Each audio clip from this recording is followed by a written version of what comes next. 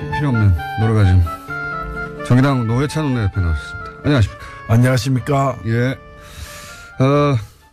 한 주간에 벌어진 일들을 저희가 쫙 논평해가는 시간인데, 아무래도 이제 방중, 워낙 말이 많았어요. 홀대론, 혼밥론, 뭐 등등등. 할 말 많으시죠? 근데 뭐 홀대론인가요? 예. 뭐 대접을 초라하게 받았다는 건데 그렇죠. 아마 또 대접을 화려하게 받았으면은 예. 초라하게 받았다고 생각하지 않지만 예. 화려하게 받았으면 또 외화 내빈이다. 결론을 딱 정해놓고. 예. 겉만 번지르르. 그렇죠. 예. 당했다. 뭐. 그렇죠. 그런데 진짜 중요한 것은 한중 관계의 어떤 변화를 모색하고 또 실현해 냈는가 이제 이런 실속을 따져야 되는데 이제 그런 걸로 봐서는 굉장히 6개월 전하고 비교해 보면은 6개월 전만 하더라도 한중 관계가 걱정스러운 관계였잖아요. 그렇죠. 예. 파탄 직전에 이 관계를 어찌 보면 극적으로 이제 지난 가을부터 회복시키고 예. 그걸 확인하는 그런 이제 방중이었기 때문에 굉장히 이제 반환점을 돌았다. 분기점을 넘었다는 점에서 의미가 크다고 저는 생각합니다. 그런데 왜 그러면 국내 이제 주로 이제 보수 매체 중심으로 처음에 재개가 됐고 이게 이제 이런 이야기가 워낙 많이 나오다 보니까 다른 미디어들도 뭐 홀대론 논란 이런 식으로 계속해서 확대 재생산이 됐는데 왜 이런 홀대론을 들고 나왔을까요? 국내 언론 특히 보수 언론들이. 뭐 팩트 사실에 입각해서 뭐 보도한다기보다는 정치적인 어떤 공격을 하고 흠집을 내기 위해서 모든 걸 다 끌어다가 쓰다 보니까 스스로 이제 논리도 엉켜버리고 이번에도 뭐 혼밥. 예, 혼밥. 예. 혼밥. 저는 사실 역대 대통령의 해외 순방 이벤트 중에서 예. 이번에 아침을 중국 식당에 가서 먹은 것은 최고의 이벤트라고 생각됩니다. 중국 내에서 사실 평가가 높은 걸로 알고 있는데. 예, 저도 사실 좋아하거든요. 예. 아침에 가면 중국 가면 저는 호텔에서 아침 안 먹고 예. 호텔에서 보면 보여요. 인근에 예. 출근하는 어머니가 애를 갖다 자전거 싣고 예. 애를 유아원 데리고 자기는 직장 가면서 둘 다 식당에 들어가요. 중국 사람들이 아침을 거의 집에서 안 먹거든요. 아침을 식당에서 먹는다고. 가서 주로 가장 많이 먹는 게 유조라고 예. 중국말로는 다르게 발음하지만은 중국식 꽈배기예요. 설탕 안 예. 묻힌 꽈배기. 그다음에 중국식 콩국. 예. 찍어서 먹기도 하고 이제 만두탕 먹기도 하고 이러는데 이제 어찌 보면 대통령이 외국 대통령이 국빈으로 방문해 가지고 수행원들하고 같이 중국에서 가장 서민적이고 가장 대중적인 식당 가서 먹은 거예요. 시진핑이 우리나라 방문해 가지고 예. 그냥 호텔에서 주는 화려한 한정식 안 먹고 그냥 종로 가가지고 청진동에서 해장국을 갖다 수행원들은 먹었다.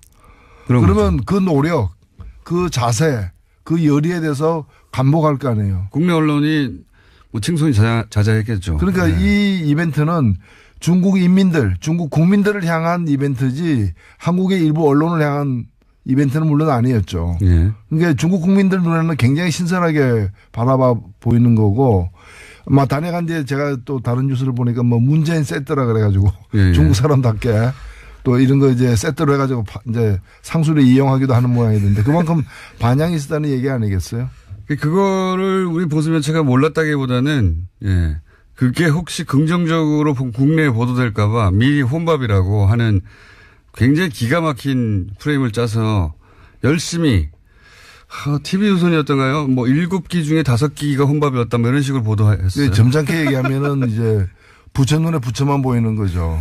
그러니까 실제로 일본에 보면은 외톨이가 돼가지고 예. 밥도 혼자 먹고 그런 이미지 혼자 밥 먹는 걸 갖다가 사람들이 쳐다볼까봐 두려워가지고 화장실에 가서 혼자 밥 먹는 경우도 있어요. 우리나라 대통령 중에도 그런 분이 있었잖아요.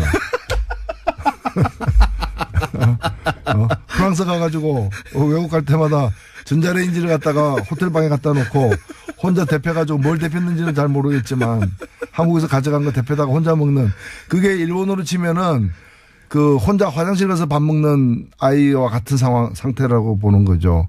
그런 걸 혼밥이라고 불러야지. 지금 이거는 어찌 보면 굉장히 저돌적으로 중국 사람들에게 그 마음에 파고들기 위해서 나는 이렇게 노력한다는 처절하게 보여주는 거거든요. 맞습니다. 이거 뭐 총리하고 아침밥 먹는 것보다 100배 낫죠. 100배 효과적인 그 전략적 외교 선택한 거라고 보고 실제 문재인 대통령이 아니라 박근혜 전 대통령이었던 보수 매체는 이걸로 가지고 아주 입이 마르게 칭찬을 했겠죠. 예, 했을 텐데 그 진짜 혼밥이라고 생각해서가 아니라 그렇게 초라하고 외교도 못하고 평가도 못 받고 외국에 나가봐야 같이 밥 먹어준 사람도 없다. 이런 이미지를 더 씌우려고 한 거였겠죠. 예. 이걸 엄청나게 보도했어요. 근데 엄청나게 혼밥이라고. 정말 악의적이었는데. 이렇게 성과를 깎아내는 이유 중에 하나가 곧 지방선거이기 때문이기도 하지 않습니까? 사실은. 사실은 뭐 이렇게 비판할 게 별로 없다 보니까 이거 비판하는 거 아니에요. 그렇긴 한데, 효과적이었다고 생각하는 것 같아요. 계속해서 써먹는 걸 보면. 그러면 이 중국 방문에서 여전히 남은 과제는 뭐라고 보십니까? 예, 일단은 그 더 나쁜 관계로 이렇게 변질되는 걸 막았다는 점에서 사드 문제를 둘러쌌던 그 긴장과 갈등을 일단은 봉합을 한 거죠. 근데 왜 봉합하냐 완전히 해결해야지. 근데 지금 당장에는 완전히 해결할 방법이 없는 거예요, 사실은. 절대 없습니다, 절대. 없기 때문에 더 악화되지 않도록 일단 만들어 놓은 것도 저는 성과라고 보고 이제 이걸 어떻게 잘 관리해 나가는 게 앞으로의 숙제인 것이죠. 뭐 그런 점에서 제가 볼 때는 양국 다 굉장히 그 노력을 나름대로 하고 있다고 보입니다. 원래 중국은 사실은 이런 외교 문제가 있으면 외교 문제라는 게 예를 들어 전쟁이 나서 어느 한쪽에 항복하기 전까지는 봉합이거든요. 대부분의 외교 문제라는 게. 어떻게 각자 이해가 다른데 완전히 해결합니까? 전쟁 나서 한쪽이 이겨서 한쪽이 점령하기 전까지 혹은 항복하고 누군가의 어느 일방의 요구를 굴욕적으로 최선이 안 되면 차선이고 최악을 막기 위해서 차악을 선택하는 게 외교인 거죠. 자, 그런 과제는 여전히 남아 있다. 이 봉합. 봉합 이상의 해결책은 사실은 없어요, 현재는. 일단은 봉합이죠. 네. 일단은 봉합이고 전쟁할 때도 보면은 그 휴전을 하는 것이지 무슨 불가침 조약을 맺는 게 아니잖아요. 한 단계는 그렇게 나가는 거고 이번에 저는 하여튼 아까 말씀드렸습니다마는 그 아침을 갖다가 충칭인가요? 거기서 아침을 갖다가 그 중국의 가장 서민적인 식당 가서 먹은 그 이벤트, 그 혼밥 이벤트를 만든 사람은 이벤트. 저는 상 줘야 된다고 봅니다. 상 줘야 된다, 오히려. 오히려 상을 줘야 된다. 혼밥 이벤트라고 하시면 안 되고 서민식당 이벤트. 그렇죠. 자, 고평가는 그렇게 하시고 지금 정치권에서 핫한 게 두 가지가 하나는 통합 이제 한다. 곧 선언할지도 모른다. 크리스마스 선물 뭐 이런 얘기도 나오고 있고요. 본인에 대한 선물이겠죠. 다른 사람들에 대한 선물이 아니라 선물 이야기도 나오고 있고 또 한 가지 덩어리는 자유한국당에서 이제 당협위원장 교체. 예, 당협위원장 교체라는 게 일반인들한테는 크게 와닿지 않은데 국회의원들한테 생존권이거든요. 이게 굉장히 큰 일이 있었습니다. 그거 관련해서 내부에서 이걸 왜 했느냐, 누가 바뀌었느냐, 누군 들어가 못 들어갔느냐 말들이 있는데 우선 통합 선언 하겠죠? 여기까지 왔는데. 일단은 선언은 하겠죠. 예. 근데 그 선언이 이제 끝나는 것이 아니라 선언이 이제 당헌 당규에 따른 절차를 이행해야 법적인 효력을 가지는데 그 이행하는 것에는 뭐 난관이 여러 가지가 지금 있는 거죠. 지금 반대하는 사람들은 전당대회를 하자고 하고요. 안철수 대표는 아마도 뭐라 부릅니까? 그 전당원 투표요. 예. 모두 당원인 사람 모두 이제 투표권을 가지고 왜냐하면 호남 지역에서는 그 지지하지 않는 통합을 반대하는 사람이 많지만 다른 지역에 또 여론을 다룰 수 있으니까요. 전당원 투표를 하자고 하는 것 같고 예. 반대하는 쪽에서는 무슨 소리냐. 당원 당규상 전당대회 해야 되는데 이러고 있습니다. 그러니까 여기 합의가 안 되면 사실 이혼할 가능성도 상당히 높아져 있습니다. 그렇죠. 뭐 그러니까 바른정당 입장에서는 그 선거연대까지도 할 수 있다라고는 어떤 가장 약한 어떤 결합으로서 그러면서 이제 가장 세게는 이제 일부에서는 또 이혼하고 와라. 이혼하고 와라. 오히려 그게 더 낫다. 일부를 도려내고 오는 것이 자기들은 더 낫다. 뭐 이렇게 보는 쪽까지도 있는데 일단은 완전한 통합은 그렇게 쉽지는 않을 것 같아요. 양쪽 다. 물론 통합을 하게 이 드라이브를 계속 가서 이제 통합까지 가려고 하면 국민당 내부에 당에 남아있을 수 없다고 하는 사람들도 있겠죠. 그러니까 산수, 그러니까 지금 각각 소속 의원들의 산술 합으로 통합된 당의 의원들 수가 유지되지는 않을 것 같아요. 적어도. 그렇죠. 예. 지금 39명 중에서 뭐 14명 정도는 완강히 반대하는 분들이니까. 최소한 뭐 10명 정도 나가버리면 들어오는 것보다 많아지니까 숫자가 더 줄어들거든요. 숫자가 줄어들음에도 불구하고 이제 하려는 이유가 숫자가 중요하지 않다 지금은. 그렇죠. 예. 예. 그 보수 재편의 그림 속에서 진행되는 게 아닌가. 예. 결국 중도 보수로 규합해가지고 범보수로 확장하는. 예. 그걸 갖다가 이제 대권 전략으로 이제 보는 거죠. 안철수 대표는 그러니까 진보 진영의 유권자들이 그쪽에서 지지 기반이 본인이 약하다고 판단한 것 같아요. 그래서 떠나는 겁니다 지금 사실은. 본인의 정체성을 새롭게 발견한 거죠. 알고 보니 보수였다 뭐 이래가지고. 예. 자기가 하려고 했던 새 정치는 새 보수 정치였다. 지금. 대면이에요. 예. 대면. 자. 방랑 정치죠. 방랑 정치. 자유한국당 사정은 어떻다고 보십니까? 지금 홍준표 대표가 사실은 친홍 체제를 차근차근 구축해가면서 친박들은 계속 쳐내고 있어요. 예. 예. 거기에 친박을 제압해 가는 데는 어느 정도 성공했습니다. 실제.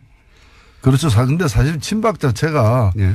말이 친박이고 뭐 부자망에도 3년 간다 그러는데 그래서 당분간 갈 걸로도 이제 보였지만은 실은 이미 그 수장이 예. 지금 뭐 서울구치소에 있는 것이고 나머지들도 거의 뭐 지금 체포동의안이 뭐 이렇게 제기되거나 또는 네. 뭐 이제 조사를 받아야 될 처지에 놓이거나 다 이런 처지지 않습니까? 사실상 괴멸했다고 봐야죠. 괴멸했다. 네. 그러면 남아있는 양측은 홍준표 대표하고 김무성 전 대표 이 정도 되는 거 아닙니까? 지금 그렇죠. 예. 그게 이제 신주류 세력이라 봐야죠. 그런데 홍준표 대표하고 김무성 전 대표가 그렇다고 친박 몰아내고 당권을 장악하는 데까지는 갔지만 둘이 그냥 잘 지내기만 하려지는 않을 거 아닙니까? 예, 거기는 이제 다음 시즌이죠. 다음 시즌에서 싸울 상대죠. 이번 시즌에는 힘을 합해야 되는 거고 예. 다음 시즌에서는 서로 싸워야 되는 그런 운명적 관계죠. 유여해 최고위원이 이 당협위원장에서 탈락한 거는 어떻게 보십니까? 예, 그건 아마 이제 그런 게 일종의 뭐 파퓰리즘이죠. 재물로 바친 거죠. 예. 재물로. 로마 원형 경기장 같은 데서 이제 관중들이 다 이렇게 손가락을 땅 쪽으로 향하는 그런 상황에서 이제 재물을 던져준 거죠. 자, 유해 최고위원은 재물이라고 지금 표현됐는데 저희가 한번 연결해 볼게요. 나중에 재물이라고 표현됐는데 어떻게 생각하시냐고. 홍준표 대표 본인도 대법원의 최종 판단이 내일 모레네요. 예, 모레 나오는데. 네, 뭐 이번 주에 주요 재판들이 이렇게 대법원에 여러 개가 사실 있는데 그 중에 하나하고 아마 이거는 아무도 예측하기 힘든 지금 그런 상황이 같습니다. 파기환송되면 안철수 대표에게 좋은 겁니다. 유승민 대표하고. 그렇죠? 예. 자유한국당이 흔들려서 나중에 구속력이 약해지면 흡수하려고 하니까요. 떨어져 나오는 분들 좋은 거고. 만약에 대법원이 이제 무죄를 확정해 버리면 그러면 홍준표 체제가 더 공고히 되겠죠? 근데 그럴 파기환송되게 되면은 이 자유한국당이 이제 친박이 되살아나는 게 아니기 때문에 어찌 보면은 바른정당 같은 어떤 자유한국당을 모태로 해가지고 보수를 개혁해 보겠다는 그런 계획을 가진 사람들이 오히려 이게 새로운 기회를 주는 측면도 있죠. 맞습니다. 예, 복당파하고 이렇게 되면 바른정당이 오히려 자유한국당으로 돌아가야 된다고 생각하는 사람들이 그런 많아요. 분들의 목소리가 높아질 수밖에 없죠. 그렇죠. 예, 그래서 안철수 대표하고는 안철수 대표의 계획도 안 될 수도 있겠네요. 또 바른정당이 저쪽을 더 바라봐서 지난 시간에 또 꼭 얘기했어야 앞으로 꼭 얘기해야 되는 내용 중에 하나가 개헌 문제 있지 않습니까? 네. 선거구 개편제. 이거 좀 어려운 얘기여서 다들 그리고 아직 시간이 좀 남아서 안 하고 있는데 정의당 입장에서 만약에 개헌을 한다면 지금 뭐 자유한국당이 반대하고 있기 때문에 사실 어렵습니다. 어렵긴 어려운데 원래는 자유한국당이 먼저 꺼낸 얘기죠. 개헌은. 네. 먼저 꺼낸 얘기고요. 그다음에 이제 개헌 시기가 요즘에 이제 쟁점이 되어버렸는데 지방선거 내년 2018년 지방선거까지 개헌을 완료한다. 네. 즉 지방선거 투표하는 날 개헌 국민투표도 함께 하겠다는 것에 대해서 모든 대선 후보들이 약속을 했고 특히 네. 홍준표 당시 대선 후보는 이렇게 그 문서로 서명까지 했었어요. 네. 서명까지 했기 때문에 이 약속은 지켜야 되고. 박근혜 전 대통령이 들고 나왔었고 자유한국당이 그때 강하게 드라이브를 걸었었고 사실 지금 개헌하자는데 반대하는 정당은 아무도 없었어요 그때. 예. 그래서 지금 이 개헌을 갖다가 이제 안 하겠다는 거 아닙니까? 근데 자유한국당은 네. 지금 안 하겠다고 하는 거죠. 예. 예.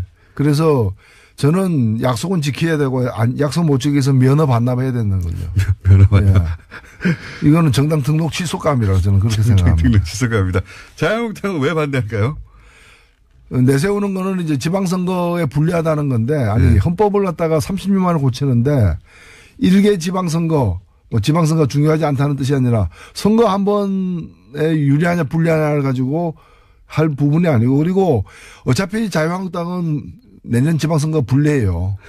개헌 안 한 데서 유리해지는 것도 아니고 어차피 불리한데 더 불리할 것도 저는 없다고 보고 그래서 일단은 전국의 주도권을 갖다가 이제 뭐 정부 여당이 쥐게 될 거 우려한다는 건데 네. 그것도 저는 뭐 그것 때문에 개헌을 반대한다는 것 자체가 이유가 되지 않는다고 봅니다. 근데 자유한국당이 반대하면 어쨌든 개헌이 통과될 수가 없지 않습니까? 지금 의석수상.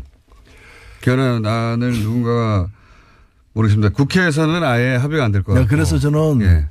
그 점을 갖다가 자유한국당을 최대한 압박해야 된다.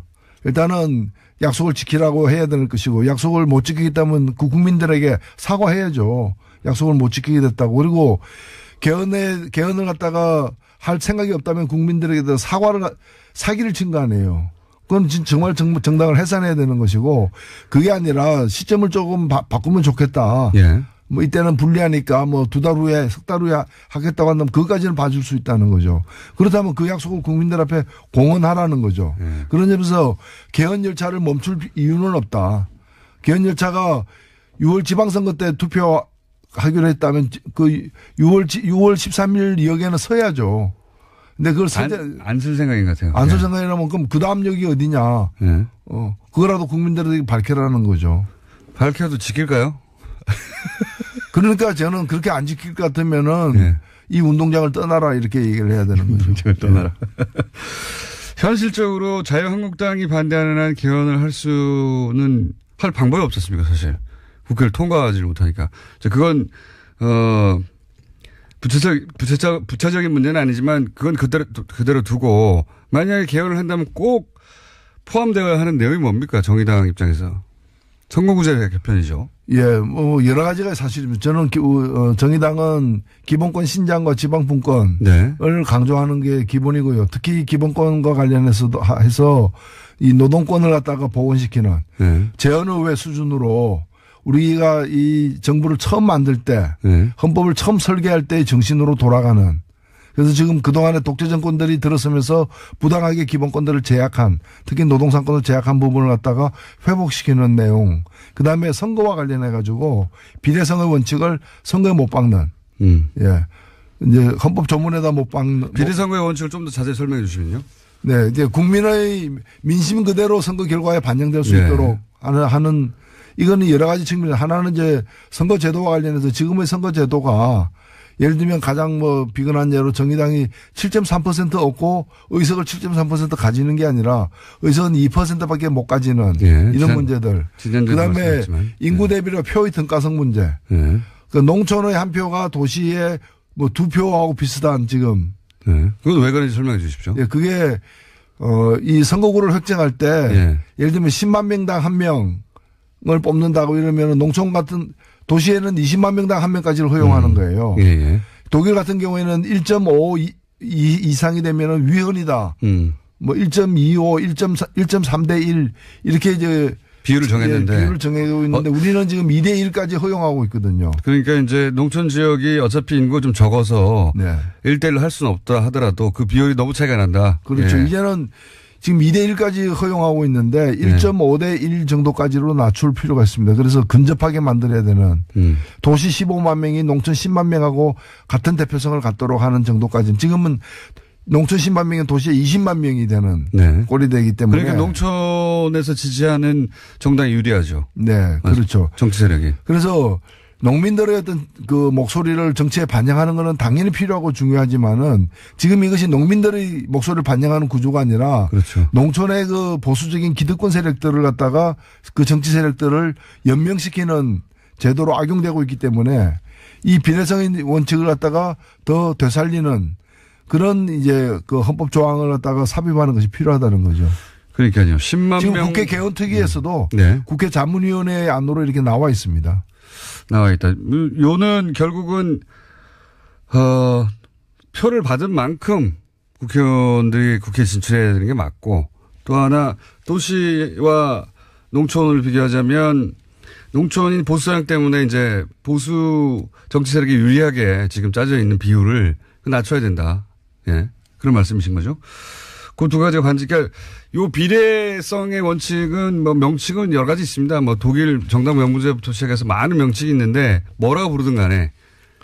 그리고 지금 권력구조에 대한 여러 가지 안들이 나와 있지만은 어떤 권력구조가 채택되든 국회의 권한이 다소 지금보다 많아지는 건 사실이거든요. 네. 그렇다면 국회의 권한을 지금처럼 잘못된 선거제도를 가지고 뽑힌 국회의 권한을 더 높이는 것은 더 문제가 있을 수 있기 때문에 국회의원을 민심이 그대로 반영되는 선거제도가 전제된 후에 그 속에서 새로 뽑힌 국회의원들이 권한이 다소 높아지는 거라면 몰라도 현재와 같은 상태에서 국회의 권한이 더 높아지는 것은 바람직하지 않을 수도 있다. 저는 그렇게 봅니다. 정의당 입장에서는 이제 내각 책임제도 지금 뭐 현재 일당이 될 수 없으니까 내각 책임제도 괜찮다, 좋다 이런 입장이죠. 이론적으로 보면은 내각 책임제가 가장 우수한 제도라는 것은 뭐 이론이 없습니다. 누구나 다 인정하는 거고요. 문제는 타이밍의 문제인데 그것을 지금 우리의 국민들의 요구, 그다음에 정치 문화, 그다음에 국회에 대한 어떤 신뢰 정도 여러 가지를 종합했을 때 국회의원의 실력도 넣죠. 그렇죠. 그것이 또 정당 정치의 어떤 발전 정도 이런 것들이 지금 당장의 내각제를 실현할 정도가 되느냐 안 되느냐에 대해서는 다양한 판단이 사실 있는 건데. 개인적으로는 어떻게 생각하십니까? 저는 내각제가 훌륭한 제도로 생각하지만은 지금 당장에 국민들의 동의를 얻기에는 여론조사 결과가 나타나는 것처럼 쉽지 않다는 생각을 갖고는 있습니다. 물론 방향은 우리는 내각제 방향이지만 근데 더 위험한 건 뭔가 하면은 소위 분권형 대통령제라는 이름 하에 숨어 있는 이원 집정제. 뭐 대통령은 외치, 그다음에 그렇죠. 수상은 내치.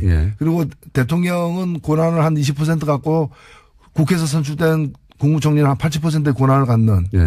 저는 이건 굉장히 위험한 방식이라고 생각들어요. 왜냐하면 4천만 명의 국민이 뽑은 사람은 20%의 권한을 갖고 300명의 국회의원이 뽑은 국무총리는 80%의 권한을 갖고 그리고 내치 외치를 어떻게 구분합니까? 개성공단은 내치입니까 외치입니까? 한미 FTA는 내치입니까 외치입니까? 그 뒤에 깔린 의도는 뭐라고 보십니까? 그건 대통령 당선되기 힘든 집단들이 권력을 서로 나눠 먹기 위해서 너는 20%짜리 권한을 갖는 대통령, 우리끼리 모여가지고 우리는 80%의 권한을 갖는 실세형 총리 이렇게 해서 그래서 자기들 모이는 그 약속 장소를 제3지대라고 붙이고 제3지대에서 모입시다 뭐 이렇게 해가지고 모여가지고 뭔가를 그래서 새로 뽑히는 대통령은 임기를 갖다가 5년이 아니라 줄이겠다. 줄인 다음에 이 개정된 헌법을 가지고서 이제 분권형 대통령제를 실시하겠다는 것이 지난 대선에서 그렇죠. 일부 당선 가능성 없는 연합의 어떤 그런 과제였죠. 자기들이 단독으로 단성이 안 되니까 힘을 모아서 그거 힘을 모으니까 이해가 달라지니까 어떻게 나눌 것인가 하는 가운데 그런 아이디어가 나온 거죠.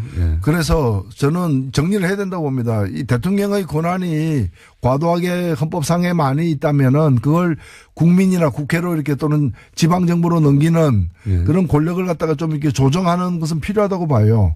그러나 그것의 대안으로 분권형 그것에 대안으로 이원 집정부제 네. 이런 걸 대안으로 내놓는 것은 굉장히 위험천만한 발상이다. 나도 먹으려고 하는 사람들이 만들어낸 발상. 국민을 위한 개헌이 돼야 되는데 일부 정치인을 위한 개헌이 되도록 내버려둬서는 안 된다 저는 봅니다. 오늘 좀 심각한 얘기를 했습니다. 네. 근데 이 개헌 이야기는 아직은 시기가 이르다 싶기도 하면서도 한편으로는 이제 시간도 없어요, 별로. 이제는 해야 됩니다. 그리고 네. 국민들에게 해온 약속이고 네. 마지막 개헌한 지 30년이 됐습니다. 그 이전에 40년 동안 9번 개헌하고 30년 동안 개헌 한 번도 안 했거든요. 그래서 묵은 숙제를 갖다가 털어버리는 그런 개헌이 필요하다고 봅니다. 현실적으로는 근데 쉽지 않은 상황이다. 네. 오늘은 여기까지 하겠습니다. 지금까지 정의당의 노회찬 원내대표였습니다. 감사합니다. 네, 감사합니다.